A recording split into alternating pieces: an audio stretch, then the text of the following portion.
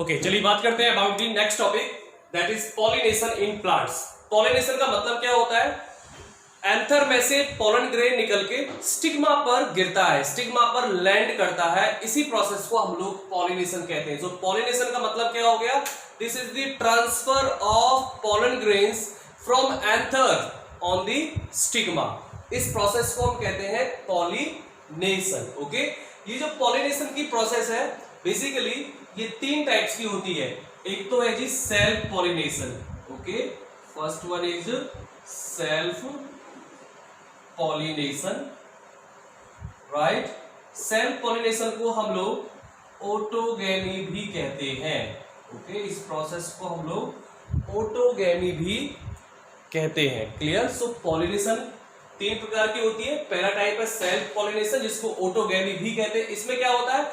उसी फ्लावर का pollen grain उसी फ्लावर के स्टिग्मा पर लैंड करता है, तो उसको सेल्फ पॉलिनेशन कहते हैं। सपोज ये कोई फ्लावर है, ये फ्लावर की क्या स्टिग्मा है और ये इसके एंथर है, तो इस फ्लावर के एंथर में से पोलन ग्रेन्स निकलेंगे और अपने ही फ्लावर की स्टिग्मा पर लैंड करते हैं।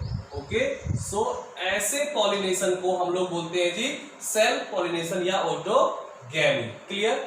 ओके, दूसरा है जी cross pollination. Cross pollination, right. And cross pollination को हम लोग जीनोगैमी भी कहते हैं। इसको जीनोगैमी भी कहा जाता है। इसमें होता है क्या है? एक फ्लावर का पोलन ग्रेन दूसरे फ्लावर के स्टिग्मा पर जाकर लैंड करता है और दोनों ही फ्लावर डिफरेंट प्लांट्स पर प्रेजेंट होते हैं। तो ऐसे पॉलिनेशन को हम लोग क्रॉस पॉलिनेशन या जीनोगैमी कहते हैं। जैसे कि फॉर एग्जांपल ये कोई आपका अलग प्लांट का फ्लावर है, ये आपके डिफरेंट प्लांट का फ्लावर है, तो या तो इस फ्लावर का पोलन ग्रेन इस फ्लावर के स्टिग्मा पर लैंड करे या फिर इस फ्लावर का पोलन ग्रेन इस फ्लावर के स्टिग्मा पर लैंड करे, तो इसको हम क्रॉस पॉलिनेशन या जीनोगैमी कहते हैं। सपोज इस फ्लावर का पोलन ग्रेन इस फ्लावर की स्टिग्मा पर लैंड करता है और दोनों ही फ्लावर डिफरेंट प्लांट पर प्रेजेंट है, तो ऐसे पॉलिनेशन को हम क्रॉस पॉलिनेशन सॉरी क्या बोलते हैं इसको हम लोग? क्रॉस पॉलिनेशन या फिर जीनोगैमी। क्रॉस पॉलिनेशन या फिर जीनोगैमी। ओके, एक और पॉलिनेशन है जिसको कि हम कहते हैं गिटोनोगैमी। गिटोनोगैमी क्या होता है? एक फ्लावर का पोलन ग्रेन दूसरे फ्लावर की स्टिग्मा पर गिरे, एक फ्लावर का पोलन ग्रेन दूसरे फ्लावर की स्टिग्मा पर लैंड करता है और दोनों ही फ्लावर एक ही प्लांट पर प्रेजेंट होते हैं, लाइक दिस। जैसे कि ये एक फ्लावर है, ये दूसरा फ्लावर है और दोनों ही फ्लावर सेम प्लांट पर प्रेजेंट है। इनमें से एक फ्लावर का पोलन ग्रेन किसी दूसरे फ्लावर की स्टिग्मा पर गिरेगा और दोनों ही फ्लावर एक ही प्लांट पर प्रेजेंट है, तो उसको हम लोग क्या बोलेंगे जी? That will be called geitonogamy. Okay, ये दोनों फ्लावर एक ही प्लांट के हैं और एक फ्लावर का पोलन ग्रेन दूसरे फ्लावर के स्टिग्मा पर लैंड करता है और दोनों ही फ्लावर एक प्लांट पर प्रेजेंट है, तो उसको गिटोनोगैमी कहते हैं। क्या बोलते हैं इसको हम लोग? Geitonogamy. That is called geitonogamy, right. So this is all about the pollination. So pollination का पर्पस क्या हो गया, इसका फंक्शन क्या, सिग्निफिकेंस क्या हो गया? पॉलिनेशन के द्वारा मेल और फीमेल गैमीट्स को एक दूसरे के करीब नजदीक लाया जाता है, सो दैट उनके बीच में फर्टिलाइजेशन आसानी से हो सके। So through the pollination male and female gametes are transferred or brought physically close to each other to facilitate the process of fertilization. Okay, बात करेंगे अब हम लोग फर्टिलाइजेशन की। Okay, let's talk about the fertilization. The next process is fertilization. Okay,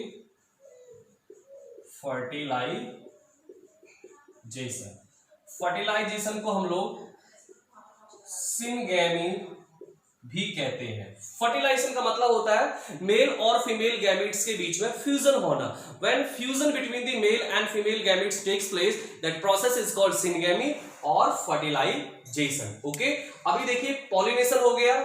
okay, pollen grain stigma पर land कर गया और स्टिग्मा पर लैंड करने के बाद ये पोलन ग्रेन जर्मिनेट करता है और जर्मिनेट करके एक ट्यूब लाइक स्ट्रक्चर बनाता है जिसको कि हम पोलन ट्यूब कहते हैं। Okay, after pollination this pollen tube this pollen grain germinates and it forms a tube like structure जिसको कि हम लोग पोलन ट्यूब कहते हैं। क्या बोलते हैं इसको हम लोग?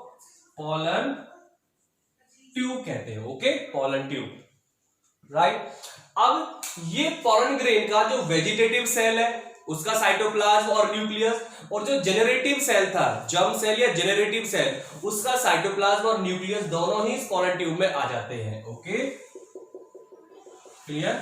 और ये रहे दोनों न्यूक्लियस, जो आगे वाला न्यूक्लियस है ये तो वेजिटेटिव न्यूक्लियस है, और जो पीछे वाला न्यूक्लियस है ऊपर वाला ये जेनरेटिव सेल का न्यूक्लियस है। अब क्या होगा, ये पोलन ट्यूब स्टाइल से होती हुई ओवरी की तरफ और ओवरी से होती हुई ओव्यूल की तरफ ग्रो करेगी। ओके, और इसी बीच में ये जो एक न्यूक्लियस है, जो वेजिटेटिव सेल का न्यूक्लियस है, वो डिसइंटीग्रेट हो जाएगा, वो डीजेनरेट कर जाएगा, और यहां पर केवल एक ही न्यूक्लियस बचेगा जो कि जेनरेटिव न्यूक्लियस है।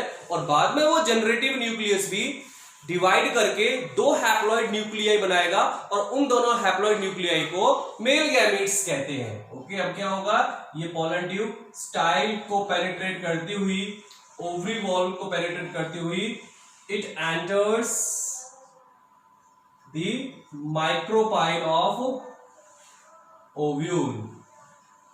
ओके, और इसके टिप पर, यहां पर एट इट्स टिप दो न्यूक्लियाई है, और इन दोनों हैप्लॉइड न्यूक्लियाई को हम लोग मेल गैमीट्स कहते हैं।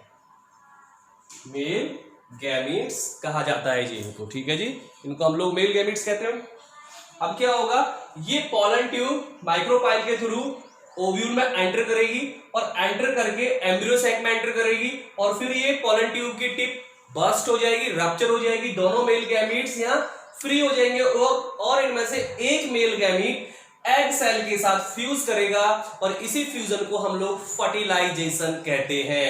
One of the two male gametes will fuse with the egg cell and egg cell is changed into zygote, और इस प्रोसेस को कहते हैं फर्टिलाइजेशन, जिसमें एग सेल अब डिप्लॉयड जायगोट में चेंज हो जाती है। क्लियर। और जो दूसरा मेल गैमीट है वो एम्ब्रियो सैक के अंदर जो ये बड़ी वाली सेल है, इसको हम सेंट्रल सेल कहते हैं। इस सेंट्रल सेल के पास दो न्यूक्लियाई हैं जिनको पोलर न्यूक्लियाई कहते हैं। इन पोलर न्यूक्लियाई के साथ दूसरा मेल गैमीट फ्यूज करेगा, क्योंकि दो तो पोलर न्यूक्लियाई हो गए और एक ये मेल गैमीट हो गया।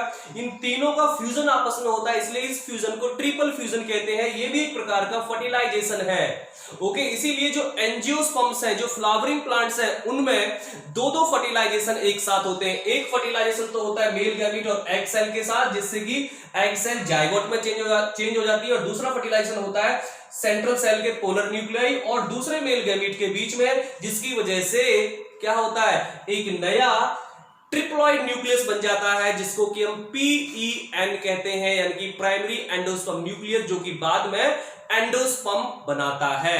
Clear. So this is all about the fertilisation. See, this is very important topic. Fertilisation हर साल एवरी ईयर बोर्ड एग्जाम में आता ही आता है।